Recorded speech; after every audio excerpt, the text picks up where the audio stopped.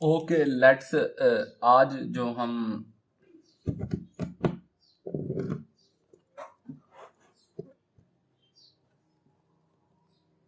अस्सलाम वालेकुम। आज जो हम जो लेक्चर नंबर 4 का पार्ट बी है, number 4 periodic and non periodic signals की एग्जांपल्स या प्रॉब्लम्स करने जा रहे हैं कि आपके पेपर्स में प्रॉब्लम किस टाइप के आएंगे। मैंने पहले डिस्कस कर चुका हूँ आपके साथ कि यहाँ से कितनी टाइप की प्रॉब्लम्स आएंगी। First of all check periodic signal और नॉट, सिग्नल पीरियोडिक है या नॉट है, या फिर अगला क्वेश्चन होता है फंडामेंटल टाइम पीरियड आपने फाइंड करना है। फिर आपने होता है कि ये ऑपरेशंस अप्लाई, ऑपरेशंस की मैं एग्जांपल कर चुका हूँ लास्ट लेक्चर में ही सॉल्व, तो आप उसको वहाँ से देख लीजिएगा। इसको मैं नहीं करूँगा, मैं ये वाले 2 क्वेश्चन करूँगा, ये बहुत इंपॉर्टेंट है। इसके भी 2 करूँगा, इसके भी 2 करूँगा प्रॉब्लम्स बुक के अंदर से। मैंने बुक का नाम भी आपको बताया था, तो वहाँ से आपने देख लेना है। ये बुक की first of all I am going to solve question number 1.9 का पार्ट ए है बुक के अंदर, तो आप वहाँ से देख लीजिएगा। जो हमारे पास जो क्वेश्चन है वो क्वेश्चन है x of T is equal to J E की पावर जे 10 टी, ये आपका सिग्नल है। उसमें कहा है कि चेक सिग्नल इज पीरियोडिक और not, check signal is periodic और नॉट। तो first of all we know that, मैं इसको सॉल्व कर रहा हूं properly. We know that signal periodicity की जो कंडीशन है, पीरियोडिसिटी कंडीशन इज कि अगर आपका एक्स ऑफ टी है तो इसके अंदर आप अपना क्या करेंगे, x T plus T not find करें, तो इन दोनों को इक्वल होना चाहिए। तो अब इसको फर्दर सॉल्व करने के लिए मुझे क्या चाहिए, मुझे टी नॉट फाइंड करना है। अब अगर मैं इस सिग्नल को अपने इस सिग्नल को मैं करूँगा comparing signal with fundamental signal, fundamental complex exponential signal, या आप आगे लिख लीजिएगा। तो कम्प्लेक्स एक्सपोनेंशियल सिग्नल क्या था फंडामेंटल, वो था A naught is equal to A J omega naught T. अब यहाँ इस सिग्नल के साथ अगर मैं कंपेयर करता हूँ तो ए नॉट मेरा बनेगा जे, ओमेगा नॉट मेरा क्या बनेगा 10। मुझे है मतलब ओमेगा के साथ, ओनली ओमेगा, ओमेगा मुझे फाइंड हो गया तो मेरा फंडामेंटल टाइम पीरियड आ जाएगा। तो ओमेगा मैं पहले ही जानता हूँ कि omega naught is equal to 2 pi over T naught, T naught is equal to 2 pi over omega naught, 2 pi over omega naught मेरा क्या होगा, यहाँ से निकाला था 10, तो ये हो जाएगा पाई ओवर 5। टी नॉट हमने अपना फाइंड कर लिया कि मेरा जो टी नॉट आएगा वो क्या आना चाहिए, ठीक है, पाई ओवर 5 आएगा मेरा टी नॉट। तो अब मैं इस कंडीशन को देखता हूं, मेरे पास सिग्नल था x of T J E की पावर जे 10 टी। अगर मैं x of t plus T not करता हूं तो ई की पावर जे 10, यहाँ टी में टी नॉट ऐड किया तो सिग्नल में भी टी में टी नॉट ऐड हो जाएगा। अब मैं सिंपली करूँगा क्या, आपके पास एक होती है प्रॉपर्टी ई की पावर ए प्लस बी हो, तो ये होती है ई की पावर ए डॉट ई की पावर बी। अब मैं ये प्रॉपर्टी यहाँ अप्लाई करूँगा तो क्या बनेगा, ई की पावर जे, ई की पावर जे 10 टी डॉट ई की power J 10 T not. Simply. तो अब ये देखें, e की पावर j10t किसके बराबर है? x ऑफ t के बराबर है। तो ये हो जाएगा x of t dot e की power j10 t not. T not मुझे पता है, टी नॉट मैंने क्या निकाला था, π/5। x of t is equal to e की पावर j10 π/5, 5 2 5 दूनी 10, ये कट जाएंगे। x of t is equal to e की पावर j2π। मैं कहता हूँ x of t plus T naught, ये मेरी इक्वेशन 1 है, क्योंकि नीचे जा रही है तो मैं आपको। अब ना हम एक, हमारे पास होती है आइलर्स फार्मूला। आइलर्स फार्मूला वो कहता है e की power j theta is equal to cos theta plus j sine of theta होता है। अब अगर मैं कहता हूं थीटा इज इक्वल टू 2π, तो e की पावर j 2π किसके बराबर होगा? कोस 2π प्लस j साइन 2π। तो ये होता है 360 के बराबर 2π। तो कोस 2π 1 होता है, साइन 2π 0 होता है। तो मैं कह सकता हूं e की power j2π is equal to 1, put in equation 1। Equation 1 जो हमारी इक्वेशन 1 थी, तो e की पावर j2π की वैल्यू क्या आएगी? 1। तो मैं ये कह सकता हूं x of t is equal to x of t plus T naught जो मेरा आया है वो x ऑफ t के बराबर आया है। तो इसका मतलब है कि so the signal is periodic.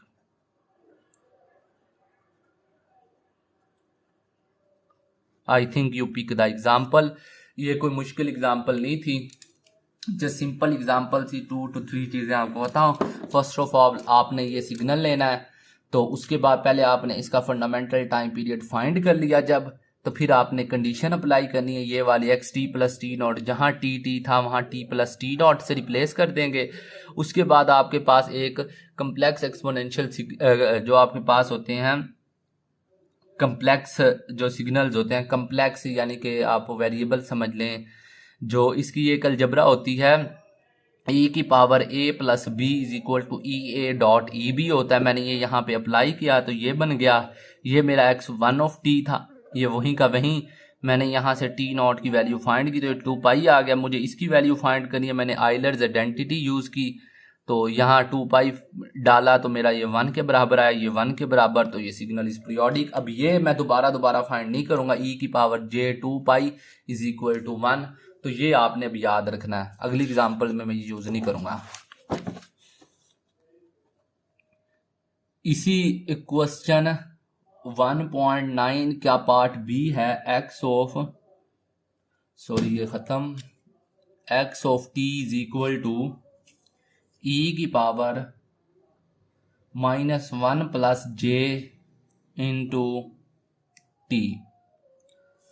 तो अब मैं इसको अगर सिंपली अगर मैं इसको देखता हूं in just very simple manner, जो आपके पास कम्प्लेक्स एक्सपोनेंशियल सिग्नल क्या होता है? e की power j omega naught T. तो अब यहां पे देखें, अगर मैं इस सिग्नल को बनाऊं e की power -t plus j t, यानी कि इसका मतलब ये है कि मेरा ये पार्ट है जहां से मैंने ओमेगा नॉट फाइंड करना है। अब मैं इसको और इसको अगर कंपेयर करता हूं, तो अगर ये j है तो यहाँ ओमेगा नॉट जो है ये 1 के बराबर होना चाहिए, इसलिए तो ये j आया है। तो यानी कि ओमेगा नॉट अगर 1 के बराबर है तो आपका t नॉट भी 1 के बराबर होगा। t नॉट मैंने फाइंड कर लिया। अब मैं इसके अंदर जस्ट कंडीशन करूंगा, x t plus T not किसके बराबर है? e की power -1 plus j into T plus T not. मैं इसको थोड़ा एक्सपेंड करता हूँ, वही पिछले यूज़ करूँगा। 1 plus J is equal to dot T dot E की power -1 plus J into T naught. वही मैंने पीछे वाला यूज़ किया फार्मूला। ए प्लस अगर बी हो तो ये होता है ई की पावर ए डॉट ई की पावर बी। वही मैंने जस्ट यहाँ पे यूज़ किया है। अब अगर मैं देखूं ये चीज़ किसके बराबर है, ये वाली चीज़ ये मेरे गिवन सिग्नल के बराबर है, तो ये एक्स ऑफ टी हो जाएगा डॉट ई की पावर। अब मैं फिर यहाँ पे ये फॉर्मूला अप्लाई करूँगा, ये हो जाएगा ई की power minus T naught dot E की power J T naught. T naught की वैल्यू मैं यहाँ पुट करता हूँ जो कि 1 थी। ओ सॉरी, यहाँ पे अगर मैं टी नॉट फाइंड करता हूँ तो वो 2 पाई आएगा। कैसे आएगा, टी नॉट ये होता है ओमेगा नॉट आपका होता है 2 पाई ओवर टी नॉट ऊपर चला गया, 2 पाई ओमेगा नॉट 1 था, तो ये 1, तो टी नॉट आपका 2 पाई आएगा। तो ये ई की पावर -2 पाई डॉट ये 2 पाई ना भी करें टी नॉट डॉट ई की पावर जे 2 पाई, यहाँ मैंने पुट की। मैंने पहले कहा था ई की पावर जे 2 पाई, मैंने पीछे आइलर्स आइडेंटिटीज फाइंड किया था, वो 1 होता है। तो आपका जो सिग्नल बचा X of T is equal to E की पावर माइनस टी नॉट, इसके साथ जे नहीं था, तो इसका मतलब है कि ये 1 के इक्वल नहीं है। इसका कुछ ना कुछ आंसर निकलेगा, कुछ भी आप कैलकुलेटर में ई की पावर -2 पाई फाइंड करें। तो अब जो हमारा जो है x of t plus T naught is not equal to x of t, क्योंकि ये साथ ई की पावर -t से मल्टीप्लाई हो रहा है। सो सिग्नल इज नॉट पीरियोडिक। तो अब ये पीरियोडिक के मैंने 2 सिग्नल कर लिए। तो इसके बाद मैंने 2 क्वेश्चन और करता हूं। अब जो अगला जो क्वेश्चन है वो है बड़ा कंपोजिट कंटिन्यूअस टाइम सिग्नल का। कंपोजिट सिग्नल होगा, मैं सिग्नल लिख लेता हूं। क्वेश्चन कौन सा है, 1.10। बड़ा इंपॉर्टेंट क्वेश्चन है, वेरी इंपॉर्टेंट क्वेश्चन है ये आपकी बुक का। और ये इस टाइप का क्वेश्चन जरूर आता होता है। आपके पास है x of T is equal to 2 cos 10t plus 1 minus sine into 4t minus 1। अब ये देखें कंपोजिट है, तो मैं क्या करूंगा, इसको लेट्स सपोज मैं करता हूं late 2 cos of 10t plus 1 जो है वो x1 ऑफ t के बराबर है। अब यहाँ इसको मैं cos of a not cos omega naught t plus 5 से कंपेयर करता हूँ, तो मुझे पता चलता है कि ओमेगा नॉट मेरा 10 है। ओमेगा नॉट किसके बराबर आया, अगर 10 के बराबर आता है तो मेरा जो टी नॉट, मैं कहता हूँ इसका जो x1 ऑफ t का जो फंडामेंटल टाइम पीरियड है वो t1 है, तो वो आ जाएगा 2 पाई ओवर ओमेगा नॉट। तो ये हो जाएगा 2 पाई ओवर 10, ये हो जाएगा पाई ओवर 5। फर्स्ट पार्ट का जो हमारा फंडामेंटल टाइम पीरियड आया वो π/5 आया।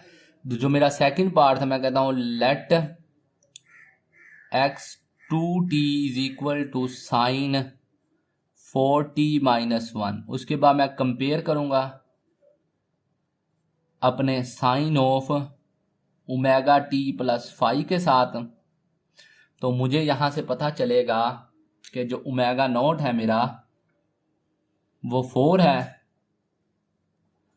ओमेगा नॉट अगर मेरा यहाँ पे 4 है तो मेरा जो T2 होगा वो 2 पाई बाई यहाँ पे हो जाएगा 4, तो यहाँ से आंसर आएगा π/2। अब मेरा जो नेक्स्ट स्टेप है, मैंने रेशो लेनी है T1 ओवर T2 की, तो जब मैं रेशियो लूँगा T1 क्या है π/5, T2 क्या है π/2, पाई से पाई कैंसिल, ऐसे ही है पाई से आई थिंक ये जो हो गया मेरा पाई कैंसिल हो गया, तो जो मेरा आंसर आएगा वो होगा 2/5। तो इस आंसर के अंदर 9 पाई की कोई वैल्यू नहीं है, तो इसका मतलब है कि सिग्नल इज पीरियोडिक। अगर सिग्नल पीरियोडिक है तो मेरा जो T0 होगा, मैं यहाँ बताना ही भूल गया कि हमने यहाँ पे ना फंडामेंटल टाइम पीरियड फाइंड करना है T0। तो मैंने पूरी स्टेटमेंट लिखी, जब सिग्नल लिखा है, तो जब मैं T0 फाइंड करूंगा वो किसके बराबर आएगा, LCM of T1 and T2, LCM of π/5 dot π/2। मैंने आपको पहले भी कहा था जब बटा में आ जाए तो सीन तो ये होता है कि इसका फाइंड करने का LCM of π and HCF of 5/2, ये हाईएस्ट कॉमन फैक्टर है। पाई का अगर मैं LCM फाइंड करता हूँ π/1 तो यहाँ इसका पाई ही आ जाएगा। जो हाईएस्ट कॉमन फैक्टर है मैं इसका फाइंड करता हूँ 5 × 1, 2 × 1, इनमें कॉमन ही 1 है, तो इसका ये हो जाएगा 1। तो जो आपका फंडामेंटल टाइम पीरियड जो आएगा 1 सेकंड होगा। As simple. आप इसको सॉल्व करने से पहले आप मेरे पिछला लेक्चर ज़रूर देखेगा, वहाँ से आपको ये समझ इजीली आ जाएगा। फर्स्ट ऑफ ऑल मैंने देखा ये कंपोजिट सिग्नल है, x1t इसको सपोज किया, इसको x2t किया। जब मैंने इसको कंपेयर किया तो फंडामेंटल साइनोसॉइडल और कोसाइन सिग्नल के साथ कंपेयर किया इसको, यहाँ से मुझे निकला कि ये ω0 10 के बराबर है। ω0 मिल गया तो मुझे T1 फाइंड करना ईजी हो गया। फिर यहाँ से मैंने T2 इसको सेम प्रोसेस के थ्रू T2 फाइंड किया, इनकी रेशियो ली, इसकी रेशियो में 2/5 आई। इसका मतलब है कि इसके अंदर कोई पाई की टर्म नहीं है, तो ये मतलब सिग्नल इस पीरियोडिक है। तो फिर मैंने इन दोनों T1 और T2 का LCM लिया, तो ये मेरे पास आंसर आ गया। आई थिंक मुझे ये आपको क्लियर होना चाहिए, बड़ा इंपॉर्टेंट क्वेश्चन है। इसी तरह आपके पास जो नेक्स्ट क्वेश्चन है वो भी इसी तरह इंपॉर्टेंट है। लेट्स सी, मुझे देखने दे वो क्वेश्चन है क्या। हाँ, ये आ गया, x of n is equal to 1 plus e⁻j 4πn/7 minus e⁻j into 2πn/5। तो ये है क्वेश्चन आपकी बुक का 1.11। अब एक पॉइंट मैं आपके साथ डिस्कस करना भूल गया था। ये देखें, क्वेश्चंस का ये फायदा होता है कि आपको अगर पॉइंट को भूल भी जाए डिस्कस करना तो सामने आ जाता है। ये जो 1 है पड़ा, ये डीसी वैल्यू है। इसको मैं ड्रॉ करूं तो ये है n के साथ। अब ये डिस्क्रीट टाइम है तो इसने 1 ही रहना है। तो अब मैं ना आपको एक एग्जांपल देता हूँ डिस्क्रीट कंटिन्यूस टाइम से, आपको डीसी वैल्यू समझाता हूँ। अब ये सिग्नल है ना, आप देखेंगे कि हर इंटरवल के टाइम के ऊपर इसकी वैल्यू 1 ही है। चाहे आप शिफ्टिंग स्केलिंग करें, इस पर कोई फर्क नहीं पड़ रहा। ये कांस्टेंट तो है, पीरियोडिक है, बट इसका फंडामेंटल टाइम पीरियड डिफाइंड नहीं है, अनडिफाइंड है। मैं इसको यहाँ से यहाँ तक भी सपोज कर सकता हूँ, इसको -∞ से इन्फिनिटी भी कर सकता हूँ। तो T0 अगर आपका अनडिफाइंड है तो आपकी फ्रीक्वेंसी क्या होगी, 1/∞ इज इक्वल टू 0। इसीलिए तो हम इसको डीसी वैल्यू कहते हैं। यानी कि मुझे 1 का जो फंडामेंटल टाइम पीरियड है वो तो अनडिफाइंड है, इसको तो मैं इंक्लूड करूंगा ही नहीं। मेरे पास जो सिग्नल बचता है कंपोजिट टाइप का है, मैं इसको करता हूं लेट्स। ये है x1 ऑफ n और ये है x2 of n। It is a very simple question, घबराना नहीं है। मैं x1 ऑफ n को इस तरह लिख सकता हूँ e⁻j इंटू 4π/7 इंटू n और x2n को मैं लिख सकता हूँ e की power j2π/5 into n। Then मैं करूँगा इसको कंपेयर। इसके बाद मैंने इसको क्या करना है, compare with fundamental complex exponential discrete time जो सिग्नल होता है वो होता है e की पावर j⍵0n। अब मैं देखता हूं कि ओमेगा नॉट मेरा, अगर इन दोनों को कंपेयर करूं तो क्या बनता है, ओमेगा नॉट 4π/7 और यहां ओमेगा नॉट क्या बनेगा 2π/5। अब मैं इसको अपनी कंडीशन देखूंगा, 2π/ω0 करता हूं 4π/7 सॉरी 2π/4π/7 करूंगा, पाई से पाई कैंसिल, 7 ऊपर चला जाएगा, ये हो जाएगा 14/4, ये हो जाएगा 7/2। इसके अंदर पाई नहीं है तो इससे लगता है कि ये पीरियोडिक है। और इसका भी सेम सीन मैं यही करूंगा, 2π/ω0 अगर मैं करता हूं, 2π क्या है मेरे पास, 2π/5 करूंगा, ये कैंसिल तो मेरे पास ये 5 आ जाएगा। इसके अंदर भी पाई नहीं है तो इसका मतलब यहां से ही पता चला कि ये पीरियोडिक है। अब अगर ये पीरियोडिक है तो मुझे अब इसका फंडामेंटल टाइम पीरियड फाइंड करना है। अब x(1n) इसका जो n होगा वो होगा 7/2k।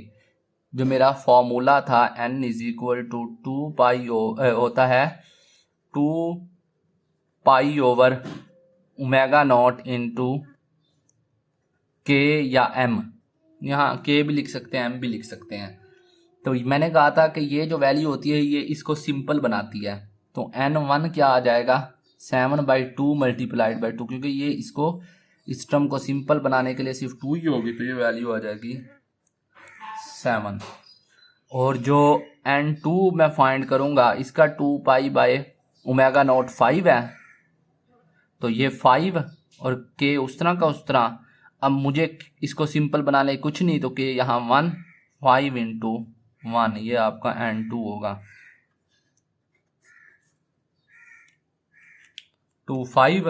तो अब n2 n1 और n2 फाइंड हो गए तो मैं जस्ट इनका एलसीएम ले लूंगा 7 और 5 का, जो क्या आएगा 35 आपका आंसर होगा।